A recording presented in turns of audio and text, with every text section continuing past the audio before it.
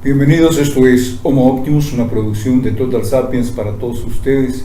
Mi nombre es Sergio Anaya y el tema de hoy es la violencia electoral en México, como algo que procede por parte de la delincuencia y del Estado mexicano.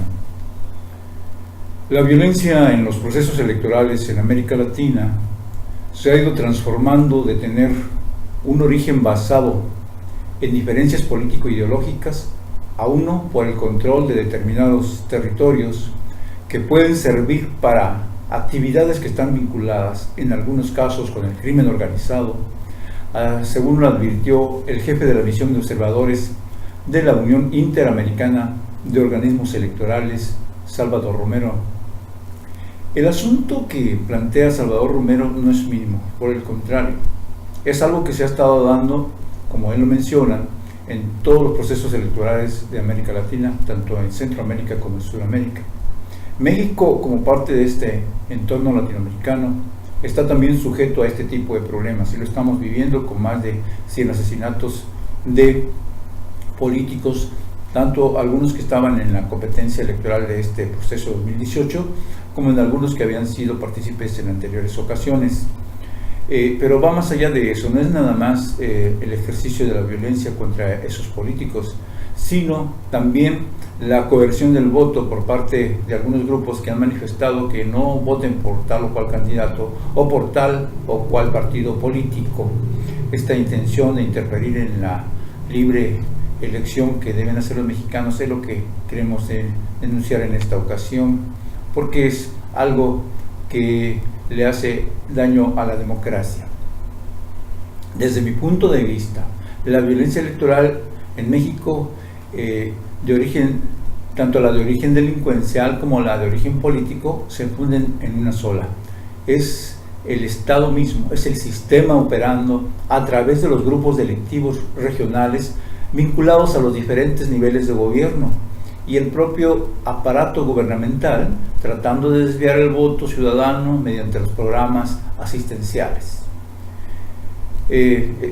Salvador Romero dice que la transición de la violencia emanada de las diferencias ideológicas a la surgida por motivos criminales es claramente identificable en el caso mexicano.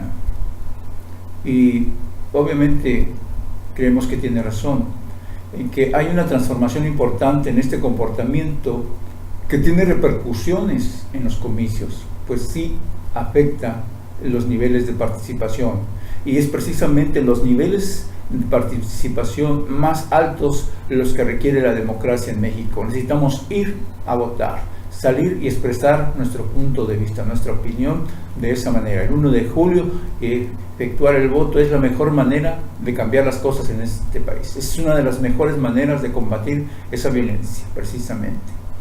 Coincidimos con Romero en que allí donde está presente la violencia, la participación disminuye y también, por supuesto, afecta la competitividad cuando los candidatos o algunos de los abanderados son asesinados, o algunos están obligados a retirarse o deciden salirse ante los riesgos que implica continuar participando en la contienda. Esto es naturalmente algo muy humano. No todo el mundo está dispuesto a sacrificar su propia vida o incluso poner en riesgo la vida de sus familiares para defender la democracia en este país. Sobre este fenómeno, el consejero presidente del INE, el señor Lorenzo Córdoba Vianero, según él, desde 1994 México vivió ya un proceso electoral en medio de la violencia y de alguna manera le asiste la razón, aunque él señala que el origen era de otro tipo. Pero gracias a la participación electoral registrada fue considerada como una expresión en la que los ciudadanos mexicanos le dijimos no a la violencia y sí a la democracia. En ese aspecto estamos de acuerdo con él. Tenemos que decirle sí a la democracia y no a la violencia en este país. Basta de violencia de los delincuentes, basta de la violencia del Estado mexicano. Yo agregaría que no fue solo en ese año de 1994, sino que en el propio 2006, cuando el gobierno torció la voluntad ciudadana y le adjudicó la presidencia al panista Felipe Calderón, y la mayoría optó por la protesta pacífica, misma que el sistema descalificó, combatió con la fuerza y la propaganda vía prensa, radio y televisión, hasta que esa protesta pacífica se apagó con el paso del tiempo.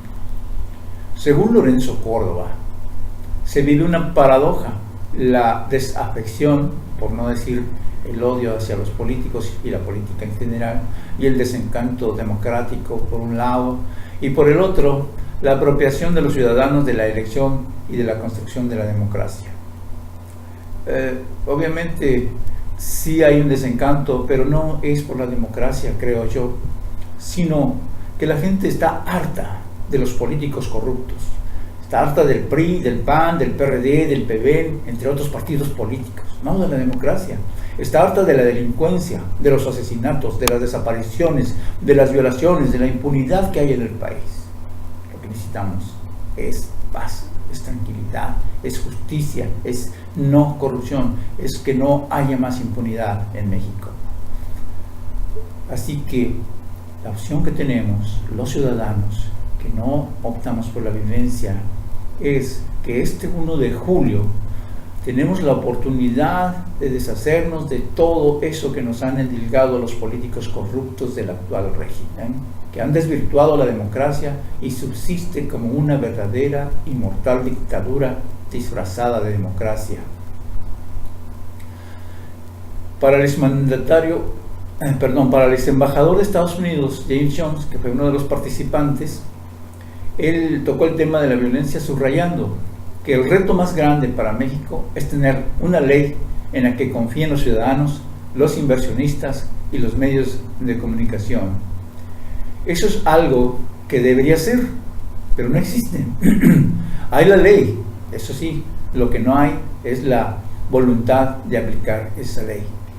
El ex embajador dice que hay mucha impunidad en México y para manejar eso a corto plazo, el presidente Enrique Peña Nieto tiene la gran responsabilidad de dar la seguridad adecuada en todos los lugares de votación, de tal manera que no se intimide a los votantes. Y desde luego es su principal ocupación en estos días, es esa, es dar la seguridad de que el ciudadano puede acudir a votar libremente sin menoscabo de su integridad física. Esperemos que en esto al menos sí pueda cumplir el señor Enrique Peña Nieto. El también ex embajador Jeffrey Davido expresa que en su país existe un nulo conocimiento en cuanto a la introducción de múltiples recursos en las campañas, dinero que las autoridades de verdad no entienden bien de dónde viene y con cuál propósito. Obviamente el señor Davido acierta en que hay muchos recursos entrando a las campañas políticas y que en alguna medida se desconoce su origen, pero decir que no se sabe cuál es el propósito, pues creo que es pecar de inocente, y el señor definitivamente no es inocente. Yo pregunto, ¿es en serio lo que dice el embajador? ¿De verdad es en serio? Obvio que no. Sobre este asunto, James Jones indicó que México ha mostrado liderazgo,